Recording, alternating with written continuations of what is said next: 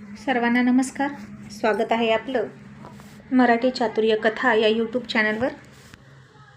स्टोरीला सुरुवात करण्याआधी आपल्या व्हिडिओला लाईक करा, चॅनलला सबस्क्राईब करा. मिलन अभी आधा अधूरा है भाग 130. मग मेघना इन्व्हिटेशन लेटर घेऊन सूर्यवंशींच्या बंगल्यांच्या दरवाजात उभा होती आणि राणी तिच्याकडे हाताची घडी घालून तशीच तिला दरवाजात उभा करून तिच्यासमोर उभा राहिली आणि म्हणाली, काय झालं मॅडम, तुम्ही इथे कशासाठी आलात? अरे बापरे, आता दिवसाढवळ्या तुम्हाला स्वप्न पडायला लागली की काय? की तुम्ही सूर्यवंशींच्या घरात गृहप्रवेश करताय आणि सरांची बायको म्हणून, आणि झोपेतच तुम्ही इथं चालत आलात का? तसं असेल तर मॅडम जाग्या व्हा, कारण सूर्यवंशींचं घर आणि तुम्ही यांच्यामध्ये आत्ता कोण उभा आहे हे जरा डोळे उचलून बघा. मी उभा आहे तुम्हा दोघांच्या मध्ये, समजलं? मी तुमचं स्वप्न कधीच पूर्ण होऊ देणार नाही आणि मला माहीत आहे या निमित्तानं तुम्ही हे घर बघून घ्यायला आलात ना, तर या बघा आणि इथली सून मी आहे हेही बघा आणि यापुढे माझ्याशी कसं वागायचं याचा विचार करा. मेघना आता काहीच बोलत नव्हती, फक्त तिच्याकडे थोडीशी रागात बघायची. मग जानकी म्हणाली, राणी अगं मग आत घे त्यांना. आणि राणी म्हणाली, हो आई. आणि तशीच हाताची घडी घालून तोंडवाकडं करून आडवी असलेली राणी उभा झाली आणि बाजूला सरकली आणि मेघनाला आत येण्याचा डोळ्यांनी पण तोंडवाकडं करून इशारा केला. मग मेघना आत आली आणि आगाऊपणा करत सोफ्यावर बसणार इतक्यात राणी म्हणाली, ओ मॅडम लगेच बसू नका, आधी आई येतील आणि त्या बसतील. तुम्ही मालकाच्या घरात आहात आणि तुम्ही टेम्पररी नोकर, नीट वागायला शिका. तशी मेघना तशीच उभा राहिली. मग जानकी आली आणि दिमाखात पायावर पाय टाकत सूर्यवंशींच्या रुबाबाला शोभेल अशीच सोफ्यावर बसली आणि मेघना जानकीकडे बघत होती. तिचा तो गोरा रंग, भरपूर उंची, सुंदर तेजस्वी चेहरा, धारदार नाक, जे जानकी खूप हुशार आहे आणि तिची सगळ्यांवर पकड आहे हे दाखवत होतं. आणि तिच्या निळ्या आणि हिरव्या रंगाची मिक्स भरजरी साडी आणि त्या साडीचा गोंडेदार डोक्यावर घेतलेला पदर, हातात सोन्याच्या बांगड्या, गळ्यात मोजकेच घातलेलं सोनं, अशी घरातली करती स्त्री जानकी. सुंदर होती जानकी, अगदी अख्ख्या घराची आणि सगळ्या साम्राज्याची मालकीण शोभेल अशी. आणि बघता क्षणी तिची छाप समोरच्यावर पडायची. इंजिनियर होती जानकी, पण तिनं घरी राहणं पसंत केलं होतं आणि दबावसुद्धा वाटायचा तिचा आणि लोक घाबरायचे आणि जानकीचा आवाजही भारदस्त होता, खमक्या आणि हुकमी. आणि मग जानकी राणीला म्हणाली, राणी अगं पाणी आण यांच्यासाठी. आणि राणी म्हणाली, हो ना आई, आणते, यांना तर मीच पाणी पाजणार. तसं मेघनानं तिच्याकडं बघितलं आणि राणी म्हणाली, मॅडम नुसतं पाणी कशाला, चहा घेणार की कॉफी सांगा ना. आता तुम्ही इतकं आमच्या कॉलेजमध्ये काम करता तर तुमचं आदरातिथ्य झालं पाहिजे. आणि जानकी म्हणाली, राणी तू यांना ओळखत असशील ना गं, बरं एक काम कर, खायलासुद्धा घेऊन ये.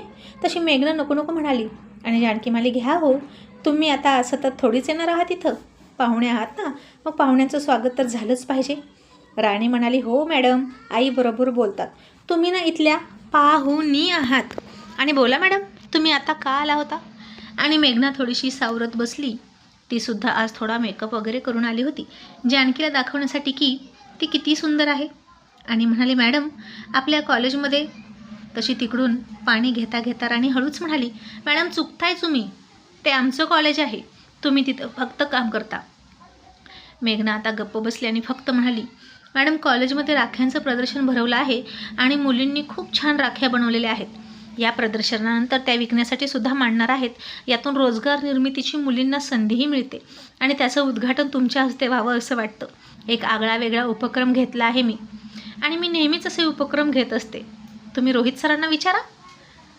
मग राणी पाणी घेऊन आली आणि म्हणाली, त्यांना काय विचारायचं, मी सांगते ना, त्यांना कुठे वेळ आहे तुमच्याकडे लक्ष द्यायला. आणि आई, या मॅडम आहेत ना, खूप हरहुन्नरी आहेत आणि नेहमी वेगळे वेगळे प्रयोग करत असतात आणि कारस्थानंसुद्धा भरपूर करतात. तसं मेघनाने तिच्याकडे घाबरून बघितलं आणि जानकी हसून म्हणाली, राणी अगं तुला कार्यक्रम म्हणायचं आहे का? आणि राणी हसून म्हणाली, हो हो आई, तेच, कार्यक्रमसुद्धा भरपूर करतात असं म्हणायचं होतं मला. आणि मग मेघनानं निमंत्रण दिलं. राणीनं तिच्यासाठी चहा केला आणि त्याच्यामध्ये अजिबात साखर नाही घातली आणि चहा देतानाच म्हणाली, मॅडम चहा जास्त गोड झालाय का सांगा हो, चुकून जास्त साखर पडली बरं का माझ्याकडून. आता मेघनानं तो चहा पिला आणि त्यात काहीच साखर नव्हती आणि तिचं तोंड कडू कडू झालं आणि ती म्हणाली, नाही नाही, योग्य आहे साखर. आणि मनातच म्हणाली, खूपच माज आहे राणीला इथली सून असल्याचा. पण राणी, एक ना एक दिवस मी इथून तुला बाहेर काढणार म्हणजे काढणार. मग तू बाहेर आणि मी आत. आणि मग निमंत्रण देऊन मेघना निघाली. जानकी म्हणाली, बघू मी प्रयत्न करते येण्याचा. आणि राणी सोडायला आली आणि मुद्दाम म्हणाली, चहा आवडला ना मॅडम? सूर्यवंशींच्या घरात प्रत्येकाला असाच गोड निरोप दिला जातो. आगाऊ राणी एक नंबरची. आणि राणीवर चिडून मेघना निघूनच गेली. आणि राणी म्हणाली, बाय बाय, येऊ नका हा परत. आणि राणी हसायला लागली. आणि घरी जाऊन मेघना फार फार चरफडत होती. तिचा राणीनं अपमान केला म्हणून कमी, आणि तो जानकीचा रुबाब, ती सगळी श्रीमंती, सगळं बघून तिला राहवतच नव्हतं. आणि मग दुपारी राणी हॉस्पिटलमध्ये गेली एका गायनॅककडे. आणि मी प्रयत्न केला तर मी प्रेग्नंट का राहिले नाही असं विचारायला गेली. मला पिरियडच आले आणि सगळं सांगितलं. माझ्यात काही प्रॉब्लेम तर नाही ना असं वगैरे तिनं विचारलं. आणि ते डॉक्टर म्हणाले, नाही नाही, काही प्रॉब्लेम नाही, तुमचं आत्ताशी लग्न झालं आहे, तुम्ही अजून नवीन आहात, लहान आहात, आणि तुम्ही तुमच्या नवऱ्याला का घेऊन नाही आलात. आणि राणीनं आता तिच्या नवऱ्याची ओळख सांगितलीच नाही, कारण रोहितला सगळे ओळखतात. आणि राणी म्हणाली, त्यांना वेळ नसतो आणि मला त्यांना प्रेग्नन्सीचं सरप्राईज द्यायचं आहे. डॉक्टर खूप हसले आणि म्हणाले, अरे वा, छान छान. आणि राणी तिथून निघाली आणि नेमकं तिथून जाताना मकरंदने तिला बघितलं. राणीला बघून त्याला वाटलं रोहितसुद्धा आला असेल, आणि हल्ली रोहिया भेटतच नाही, इथं तरी नक्की भेटेल, म्हणून त्यानं रोहितला फोन केला आणि म्हणाला, तू राणी वहिनीसोबत आलास का रे? आता असशील तर भेट ना. रोहित म्हणाला, नाही रे, मी झेडपी ऑफिसमध्ये आहे. आणि राणी तिथं आली आहे का? मकरंद म्हणाला, हो, ते दिसले मला. मला वाटलं तुम्ही दोघे आला की काय, गुड न्यूज वगैरे आहे की काय, जे वहिनी गायनॅककडे आल्यात. आणि रोहितला आता काही समजेना आणि तो म्हणाला, बरं, फोन ठेव, तुझ्याशी नंतर बोलतो. आणि रोहित विचार करायला लागला की गुड न्यूज तर नक्कीच नाही. मग राणी गायनॅककडे कशाला गेली? या मुलीचं मला काहीच न सांगता काय काय चाललेलं असतं कुणास ठाऊक. आणि रोहित घरी आला. जेवण झाल्यावर संध्याकाळी झोपताना त्यानं तिला विचारलं की तू डॉक्टरकडे का गेली होती, ते सुद्धा गायनॅककडे, तुला काही प्रॉब्लेम आहे का? आणि एका शब्दानं बोलली नाहीस मला. तशी राणी घाबरली आणि म्हणाली, तुम्हाला कसं माहीत? आणि रोहित हसून मला, राणी, तू दिवसातून किती वेळा पाणी पितेस हे सुद्धा मला कळतं. आणि राणी म्हणाली, इतकं कडक लक्ष आहे का हो तुमचं माझ्यावर? आणि सांगा ना, तुम्हाला कसं कळलं? रोहित म्हणाला, मला मकरंदचा फोन आला. आणि राणी म्हणाली, हो, मी गेले होते, पिरियड आलेत ना आणि पोटात दुखतोय म्हणून गेले होते. रोहित म्हणाला, मग बोलायचं ना मला, मी पण आलो असतो. राणी म्हणाली, तुमच्या इतक्या बिझी शेड्यूलमधून सर तुम्ही आला असता का? आणि रोहितही तिला म्हणाला, हो, आलो असतो, शेवटी एकुलती एक बायको आहे तू माझी, आणि तुझ्यावर माझं किती लक्ष आहे हे सांगायला नको, आणि फॅमिली कम फर्स्ट. आणि इतक्यात राणीला फोन आला. राणीनं फोन घेतला. आता रोहितच्या मिठीतही होती, हातात फोनही होता. आणि राणी म्हणाली, हॅलो. आणि समोरून एक कंपनीतली मुलगी बोलत होती. आणि हे लोन घेता का, ते लोन घेता का, याबद्दल ती बोलायला लागली. आणि ही सर्विस घ्या म्हणायची. आणि राणी चिडून म्हणाली, पुन्हा कंपनी. आणि त्या बाईला म्हणाली, तुमच्या इथे लोन मिळतं, मग नवरा मिळतो का आणि बायकोही मिळते का? तशी ती समोरची बाई चक्रावली आणि म्हणाली, असं काय बोलताय तुम्ही, आमच्याकडे फक्त फोनशी रिलेटेड गोष्टी असतात. आणि राणी म्हणाली, मग नको आहे मला ते, ठेवा फोन. कधीही उठतात आणि फोन करून त्रास देतात. मग रोहित हसायला लागला आणि तिचा गाल दातात घेऊन म्हणाला, खूप आगाऊ आहेस तू. आणि राणी म्हणाली, तुमच्यापेक्षा कमी. आता सोडा मला, पिरियड आले, आता पकडून काय करता?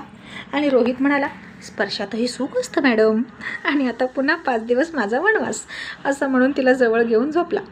मग रक्षाबंधनला अजून 5-6 दिवस बाकी होते. आणि सकाळी सकाळी नेमका एक फोन आला रोहितला. आणि रोहित खूप एक्साइट झाला होता आणि बोलत बोलत म्हणाला, ओ माय गॉड, तू येतेस का? आय एम सो हॅपी, मी खूप एक्साइट आहे तुला भेटण्यासाठी, तू पटकन इकडे ये बरं, मी तुला अजिबात सोडणार नाही, तू लवकर लवकर ये, आणि मागची सगळी कसर भरून काढणार मी 3 वर्षाची. असं तो संदिग्ध बोलत होता. आणि राणीला काही कळत नव्हतं की हा माणूस कसली कसर काढण्याविषयी बोलतोय. राणीसोबत प्रेमाची कसर भरून काढायचा, तसं तर काही नाही ना. आणि राणी म्हणाली, कोणाचा फोन होता? आणि रोहित म्हणाला, असंच. आणि राणी संशय घेऊन म्हणाली, लफडा आहे का? आणि रोहित म्हणाला, हो. आणि आत्ताचं नाही, हे लफडं खूप जुनं आहे, अगदी माझ्या लहानपणीपासूनचं, माझ्या जन्मापासून ती माझ्यावर प्रेम करते. I just love her and finally she is come. ती कायमसाठी इथे येणार. आणि राणीला आता काहीच कळेना आणि तो रोहित पळतच गेला आणि राणी त्याच्या मागं पळत गेली. रोहित जाऊन सगळ्याला खुशखबरी सांगायला लागला. राहुल, रोशन, रोहित नाचायला लागले. ती येणार म्हटल्यावर राणीला, सपनाला आणि सोनमला कळत नव्हतं की असं कोण येणार आहे. मग आता त्याच दिवशी रिझल्ट लागला आणि फर्स्ट इयरमध्ये मनोज फर्स्ट आला आणि राणी चौथी आली होती. 2-3 नंबरला दुसरेच कोणीतरी होतं. राणीनं तिचा रिझल्ट बारकाईनं बघितला तर मेघनानं तिला कमी मार्क दिले होते इंटरनलला, त्यामुळे राणीचा स्कोअर खाली आला होता. आणि राणीला माहीत होतं की तिनं असं का केलं आहे. आणि तिचे प्यादे होते त्यांचे मार्क मात्र इंटरनलला 20पैकी 20 आणि राणीचं अक्षर सुंदर असूनही तिला 20पैकी 9 मार्क होते. तरीही मनोज पहिला आला याचा राणीला आनंद झाला आणि ती पळत गेली आणि त्याचं अभिनंदन करून म्हणाली, कॉंग्रॅच्युलेशन, आता तू फर्स्ट आलास, मला पार्टी पाहिजे. मनोज म्हणाला, देतो की, बोल तुला काय पाहिजे. आणि राणी, खरं तर फर्स्ट तू यायला हवी, तूही खूप अभ्यास केला होता इतक्या जबाबदाऱ्या सांभाळून. राणी म्हणाली, असू दे रे, मी आली काय आणि तू आला काय, एकच ना. वन्स अगेन कॉंग्रॅच्युलेशन असं म्हणून निघून गेली. आणि तिनं तिचा रिझल्ट घरी सांगितला. आणि रात्री रोहित समोर ती थैथयाट करत म्हणाली, बघा आता तरी पटतंय का तुम्हाला की मेघना मॅडम मुद्दाम मला खुन्नस देतात. आणि मग रोहित म्हणाला, राणी ते येतंय माझ्या लक्षात, पण अगं तुझीही वही वेळेवर सबमिट करणं झालं नव्हतं तुला, त्यांनी तुला कमी मार्क दिले असतील. आणि राणी म्हणाली, घ्या तुम्ही सुद्धा त्यांचीच बाजू घ्या. रोहित म्हणाला, अगं मग मी काय करू, आधीच तुला तुझ्या कामात लुडबुड केलेली आवडत नाही, वशीलाही वापरायचा नाही, आणि मग मी काय करू. आणि राणी आणखीन चिडून म्हणाली, पहिलं तिला इथून काढून टाका, मला ती बाई कॉलेजमध्ये नको आहे आज, असं राणी खूप अधिकारानं म्हणाली आणि हक्क दाखवतच म्हणाली. आणि रोहित आणखीन चिडला आणि म्हणाला, राणी शांत हो आणि मला सांग, माझ्या जागी जे प्रोफेसर घेतलेत ते कसे शिकवतात गं, चांगलं की वाईट. राणी म्हणाली, मान्य आहे तुमच्यापेक्षा ते कमी चांगलं शिकवतात, पण मी अभ्यास करीन घरी, तुमच्याकडून मी सॉल्व्ह करून घेते क्वेश्चन. आणि रोहित म्हणाला, आता तुझ्या घरात प्रोफेसर आहे म्हणून तू तसं करशील, इतरांचं काय राणी, इतर मुलांना जे गरीब आहेत त्यांना कुठून प्रश्न सॉल्व्ह करायचे, त्यासाठी कॉलेजमध्येच चांगलं प्रोफेसर असणं योग्य असतं. मेघना शिकवायला चांगली आहे, समजलं का. राणी स्वार्थी होऊ नको. राणी म्हणाली, त्यांनी त्या दिवशी माझ्या अंगावर नोटबुक फेकून दिली, इतका माज कशाला हवा त्यांना. आणि रोहित म्हणाला, राणी त्या तुझ्या प्रोफेसर आहेत, नीट बोल, आणि तुझ्या डोक्यात आता खूप राग आहे तर तू शांत डोक्यानं विचार कर आणि फक्त तुझा विचार करू नको, इतरांचा विचार कर. नाहीतर एक काम कर, तू कॉलेजला जाऊच नको, घरी थांब, फक्त परीक्षेला जा. आणि राणी चकित होऊन म्हणाली, म्हणजे आता तिच्यासाठी मी माझं कॉलेज सोडायचं का, आणि तुम्हाला तिचा इतका पुळका काय येतोय मला हेच कळत नाही. जा घ्या तिलाच घ्या आणि मिठी मारत बसा, असं म्हणून राणी चिडली.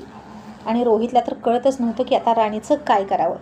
आणि नेमकं त्याच वेळी रोहितचा फोन वाजला आणि फोन केला होता मेघनानंच. आता रोहित आणि राणीसुद्धा त्या फोनकडे बघत होते.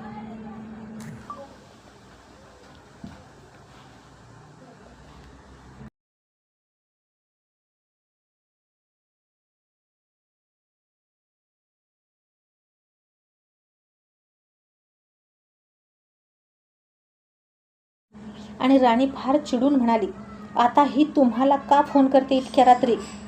रोहित म्हणाला, राणी अगं असेल काहीतरी काम, मला काय माहीत. राणी म्हणाली, काय काम आहे, घ्या आत्ता माझ्या समोर फोन घ्या. आणि रोहित फोन घेत नव्हता आणि तिला म्हणाला, हे बघ तू रागात आहेस आणि आपल्या दोघात तिच्यावरून वाद आहेत हे तिला कळायला नको. आणि राणी म्हणाली, का, तुम्ही तर मनोज आणि माझ्यावर डाऊट घेऊन मनोजला डायरेक्ट बोलता, त्याला डायरेक्ट कॉलेजमधून काढण्याची धमकी देता, मग हिला माझ्यासमोर बोलायला काय हरकत आहे. आणि रोहित तिच्यावर संशय घेत मला, अच्छा म्हणजे हा प्रॉब्लेम आहे तर तुला हे सगळं बोलायचं होतं म्हणून मनोजविषयी बोलायचं होतं का, म्हणून तू मेघनाला टार्गेट करतेस का. आणि आता तर मी कॉलेजमध्ये सुद्धा नसतो, मी आणि मेघना भेटतही नाही, पण तुला काही ना काहीतरी बहाणा पाहिजे मनोजसोबत बोलण्याचा म्हणून असं बोलतेस ना. आणि राणी म्हणाली, सर मनोजमध्ये आणि मेघनामध्ये खूप फरक आहे. मनोज साधा सरळ स्वभावाचा, चांगल्या स्वभावाचा आहे आणि ही बाई कावेबाज पाताळ यंत्री आहे. रोहित म्हणाला, राणी अगं काय झाले तुला, मागच्या वर्षीपासून बघतोय मी तू मेघनासोबत व्यवस्थित वागत नाहीस. राणी म्हणाली, मी जर तुम्हाला हे सगळं सांगितलं खरं तर तुमचा माझ्यावर विश्वास बसेल का. रोहित म्हणाला, मला पटण्यासारखं असेल तर का नाही बसणार विश्वास.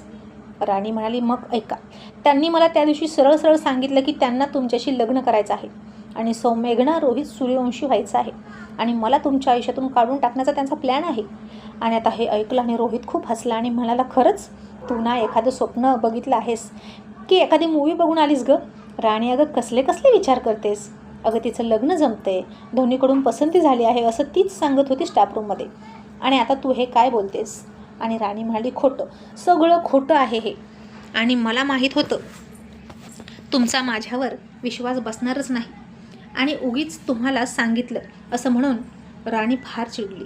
आणि इकडे मेघनाचा फोन रोहितला येतच होता, पण रोहितने आता राणीला थोडंसं घाबरून फोन घेतलाच नाही. आणि दुसऱ्या दिवशी कॉलेजमध्ये गेल्यानंतर सकाळी सकाळीच राणी मेघनाला म्हणाली, तुमचं लग्न जमलं का मॅडम? आणि कोण आहे हो तो कम नशिबी मुलगा ज्याच्यासोबत तुमचं लग्न होतं आहे? कारण त्याला बिचारातील प्रामाणिक जोडीदार मिळणारच नाही. आणि मेघना हसली आणि म्हणाली, हो जमेल ना, नक्की माझं लग्न जमेल. आणि राणी, त्या लग्नाचं पहिलं आमंत्रणाची पत्रिका मी तुलाच देणार आहे, ते सुद्धा मिठाईसह. ची सौका मेघना आणि चिरंजीव रोहित. कसं वाटलं नवरा नवरीचं नाव? आणि हे ऐकून राणीनं तिच्याकडे रागात बघितलं आणि म्हणाली, हाच तुमचा खरा चेहरा मला सरांसमोर आणायचा आहे. माझ्यासमोर एक वागता आणि त्यांच्यासमोर एक वागताना तुम्ही खूप दुटप्पी वागता तुम्ही.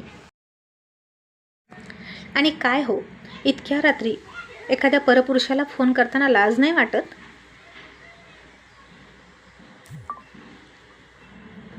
आणि माझ्या नवऱ्याला इथून पुढे फोन करायचा नाही, लक्षात ठेवा.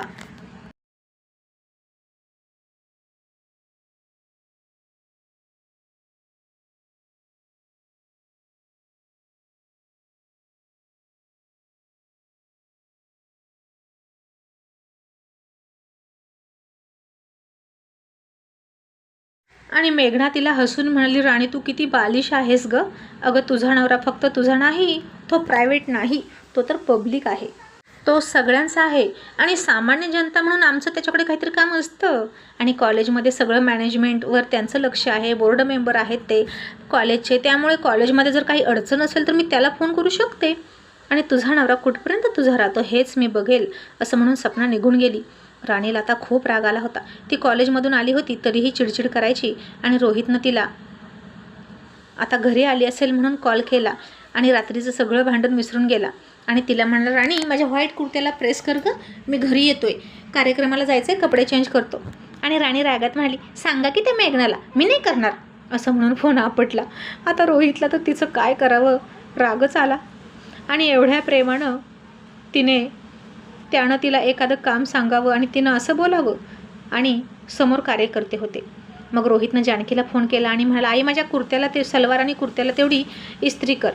राणीला का नाही सांगितलं असं जानकी म्हणाली. आणि तो म्हणाला, अगं तिचा फोन लागत नाही. जानकी बेडरूममध्ये आली आणि तिनं बघितलं तर राणी इस्त्री करत होती आणि बड करत होती आणि म्हणत होती, पुढारी, पांढरे कपडे घालून, पांढरी टोपी घालून, कोल्हापुरी चपला घाला म्हणावं आणि व्हा पुढारी, गावाचं पुढार पण करा आणि बायको सोडा वाऱ्यावर. करणारच नव्हते इस्त्री, पण काय करू, माझं मन हलकट आहे, सगळं करू वाटतं यांच्यासाठी, पण असं म्हणून इस्त्री करत होती. आणि ती तिची बडबड ऐकून जानकी आली, तिच्या डोक्यावर हात ठेवून तिला समजावत म्हणाली, एकटं वाटतं ना, तो लवकर घरी येत नाही, सतत बाहेर असतो, सुट्टी दिवशीसुद्धा त्याचा वेळ तुझा नसतो, म्हणून राग येतोय ना. अगं राणी, राजकारण्यांच्या बायकांचं असंच असतं, म्हणून काय करायचं असतं माहीत आहे ना, पटकन चान्स घ्यायचा, आई व्हायचं आणि आपणही आपलं मन गुंतवायचं. नवरा करून त्याच्या मागे तर नाही फिरू शकत त्याची बायको, बायकांना मर्यादा असते. आणि आता राणीलाही ते पटत होतं. आत्ता कुठे रोहितचा राजकीय कार्यकर्तीला सुरुवात नाही झाली तोपर्यंत राणी एकटी पडली होती. आणि तो आमदार झाल्यावर काही बघायलाच नको. आणि एखादं बाळ असलं की त्याला मोठं करण्यात आपला वेळ जाईल आणि चिडचिड बंद होईल, मन गुंतून राहील आणि आपण घेतलेला निर्णय योग्य आहे असं तिला वाटलं.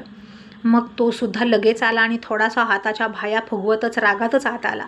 आणि बघितलं तर बेडवर पांढरे शुभ्र कपडे इस्त्री करून ठेवले होते, रुमाल ठेवला होता, टोपी ठेवली होती. आणि रोहितने पटकन इनशर्ट काढला, आधीचे कपडे काढले आणि ते कपडे घातले आणि स्वतःला आरशात बघितलं. राणीनं सुद्धा त्याच्याकडे तिरक्या नजरेनं बघितलं. आणि त्या पांढऱ्या शुभ्र कपड्यात फुल ऑन राजकारणी वाटत होता रोहित. खूप सुंदर दिसत होता. त्याचं राजबिंड व्यक्तिमत्व, गोरा रंग, त्यावर हिरो टाईप केस, कोरलेली दाढी मिशी, एका हातात घड्याळ आणि दोन्ही हाताच्या बाया त्यानं मागे मुडपल्या. आणि राणीला तर पटकन त्याची दृष्ट काढावी वाटली. आणि आज कोणत्या सभेला जाणार होता काय माहीत, बहुतेक कोणतं तरी शॉप होतं आणि त्याचं उद्घाटन होतं. रोहितनंच तरुण मुलांना बिझनेससाठी प्रोत्साहन दिलं होतं, निधी गोळा करून दिला होता आणि त्याच्यातून जे शॉप उभा राहायचे त्याचं उद्घाटन ती तरुण मुलं रोहितकडूनच करून घ्यायची आणि त्याचा फोटो त्यांच्या दुकानात लावायचे अगदी फ्रंटला. मग खूप खूप हँडसम दिसायचा रोहित आणि तिच्याकडे त्यानं रागात बघितलं आणि त्यानं आता आरशातून नजर हटवली. राणीकडे बघितलं तर राणीनं दुसरीकडे बघितलं. मग रोहित तिला न बोलता बाहेर निघाला. तशी राणी म्हणाली, काही थँक्यू वगैरे म्हणण्याची पद्धत आहे की नाही, की नुसती फोनवर ऑर्डर सोडली मी मोलकरी नसल्यासारखी, आणि झालं का काम? आणि रोहित म्हणाला, हे सगळं तू केलं आहेस का? आणि राणी म्हणाली, नाही तर दुसरं कोण करेल? आणि रोहितही हसून म्हणाला, मला वाटलं मेघनानं केलं. तू म्हणालीस ना तिला सांगा, म्हणून मी तिला फोन करून सांगितलं होतं. आणि राणी म्हणाली, गप्प बसा, कॉलेजमध्ये ती माझ्या डोक्यावर बसत असते, पण या घरात जर तिने यायला बघितलं ना तर तिचे केस पकडून बाहेर काढीन. आणि रोहितने नकारार्थी मान हलवली आणि म्हणाला, तुझं काही नाही होऊ शकत. जगात सगळ्या रोगांवर औषध असतं, पण बायकोच्या संशयाला औषध नसतं. आणि राणी म्हणाली, माझ्यापेक्षा जास्त संशयी तर तुम्ही आहात. आणि रोहित म्हणाला, राणी मी संशयी आहे, पण आपल्या घराण्याच्या अब्रूची बेअब्रू होऊ नये म्हणून मी एक्स्ट्रा काळजी घेतो, बस इतकंच.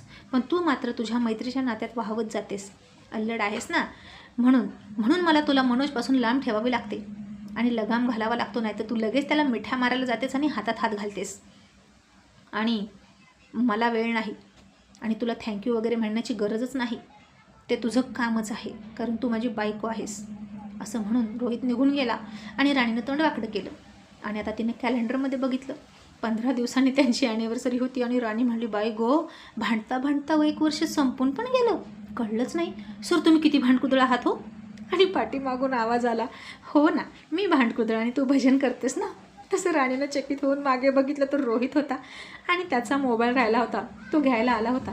राणीनं जीभ चावली आणि म्हणाली, भांडकुदळ नंबर 1. आणि रोहितही तिला म्हणाला, भांडकुदळ नंबर 2, आणि गेला निघून. आणि राणी थोडीशी हसली, तशीच त्याच्या मागे थोडीशी पळत गेली हॉलपर्यंत आणि म्हणाली, ऐका ना. मग त्यानं जागेवर ब्रेक लावला पायांना, पण पाठीमागे न बघता थोडा रुक्ष आवाजात म्हणाला, काय? राणी म्हणाली, 1 मिनिट थांबता का? रोहित म्हणाला, मला उशीर होतोय, उद्घाटनाच्या कार्यक्रमाला जायचे, बोल पटकन. आणि राणी म्हणाली, 1 मिनिट. तशीच पळत पळत गेली, तिच्या काजळाच्या डब्यातून थोडंसं काजळ घेतलं आणि पळत येऊन त्याच्या कानाच्या मागं लावलं आणि म्हणाली, आता जा. रोहित म्हणाला, हे काय केलंस? राणी गाल फुगवून म्हणाली, तू मला कोणाची नजर लागू नये म्हणून काळा टिकला लावला. रोजच्यापेक्षा खूप हँडसम दिसताय या कपड्यात, आणि पुन्हा हे कपडे कधीच घालायचे नाही, समजलं? आधी राहायचे ना साधे सिंपल, तसेच राहा. आणि तुमच्या व्हॉट्सअपच्या डीपीला आपल्या जोडीनं फोटो ठेवा, म्हणजे लग्नाचे प्रस्ताव येणार नाहीत आणि भटक भवाण्या तुमच्याकडे बघणार नाहीत. असं म्हणून तिनं दुसरीकडे बघितलं आणि रोहित गालात हसला. मग त्यानं इकडं तिकडं बघितलं, आता हॉलमध्ये कोणीच नव्हतं. आणि पटकन तिची मान पकडली आणि तिला काही कळायच्या तिच्या ओठांवर ओठ टेकवले, तिला किस करून थँक्यू म्हणाला. आणि राणीला अजून हसायला लागली. इतक्यात रोहित, अरे चल पटकन असं म्हणून टिंगू तिथे आला. त्यानं ते सगळं बघितलं आणि सॉरी म्हणून मागच्या मागे पळायला आणि निघून गेला. आणि राणीला अजून बेडरूममध्ये पळून गेली. आणि आता रोहित गाडीत बसला, गाडी सुरू झाली आणि मेघनानं दुपारी गाडीतच रोहितला फोन केला. आणि आता रोहितने मात्र फोन घेतला आणि म्हणाला, बोला. आणि मेघना लाडात येऊनच म्हणाली, रोहित सर, तुम्ही रात्री का नाही फोन उचलला? मी किती फोन ट्राय केला. आणि रोहित डोकं चोळत म्हणाला, काय काम आहे ते बोला. आणि अनोळखी फोन मी रात्री उचलत नाही. तसा मेघनाचा चेहरा झरझर उतरला आणि ती म्हणाली, रोहित सर, तुमच्याकडे माझा फोन नंबर सेव्ह नाही का? आणि रोहितही सरळ सरळ म्हणाला, नाही, पुढे बोला. आणि सपनाला सुद्धा थोडा धक्का बसला आणि म्हणाली, रोहित सर, असं कसे हो तुम्ही? मी मेघना आहे, तुम्ही मला लगेच विसरलात का? मी मेघना तुमच्या कॉलेजमध्ये काम करते. आणि रोहित म्हणाला, अच्छा, म्हणजे आता तुम्हाला आठवते तर की तुम्ही आमच्या कॉलेजमध्ये काम करता. मग एवढं लक्षात ठेवा की तुम्ही तिथे फक्त आणि फक्त कामच करता. आणि मी कोण आहे तिथला? त्या कॉलेजचा मालक, त्या कॉलेजचा बोर्ड मेंबर मी, आणि कॉलेजचे चेअरपर्सन मल्हारराव सूर्यवंशी. आणि तुमच्या क्लासमध्ये राणी रोहित सूर्यवंशी अशा नावाची एक व्यक्ती आहे, जिला तुम्ही मुद्दाम टार्गेट करताय, आणि ती माझी कोण आहे माहीत आहे ना? तसं मेघना म्हणाली, रोहित सर, मला माहीत आहे, पण. तसा रोहित आणखीन चिडला आणि म्हणाला, मिस मेघना, माझी बायको माझ्याकडे हट्ट करते तुम्हाला कॉलेजमधून काढून टाका असा. मग त्याचं काय आहे ना, मुलांचं नुकसान नको आहे म्हणून मी गप्प आहे. ज्या दिवशी तुमच्या जागी एखादा चांगला प्रोफेसर भेटेल त्या दिवशी तुम्ही तुमचं सामान आवरायचं. तशी मेघना घाबरली आणि म्हणाली, सर, पण मी काय केलं आहे? माझं टीचिंग चांगलं नाही का? आणि रोहित इकडून तिला दमात घेत म्हणाला, पार्सलिटी केली तुम्ही. राणीला मुद्दाम कमी मार्क दिलेत ना इंटरनलला, आणि सरळ सरळ कुणाच्याही लक्षात येईल अशी पार्सलिटी आहे ही. आणि आता त्या कॉलेजच्या चेअरपर्सनची ती सून आणि बोर्ड मेंबरची बायको म्हणून तिचं असं म्हणणं आहे की अशा पार्सलिटी करणाऱ्या प्रोफेसरना तिथं ठेवायचं नाही. यावर तुमचं काय मत आहे मिस मेघना? आता मेघना तर घाबरली आणि गप्पच बसली. आणि रोहित म्हणाला, आय होप तुम्ही तुमच्या वागण्यात सुधारणा कराल. आणि काय काम होतं बोला?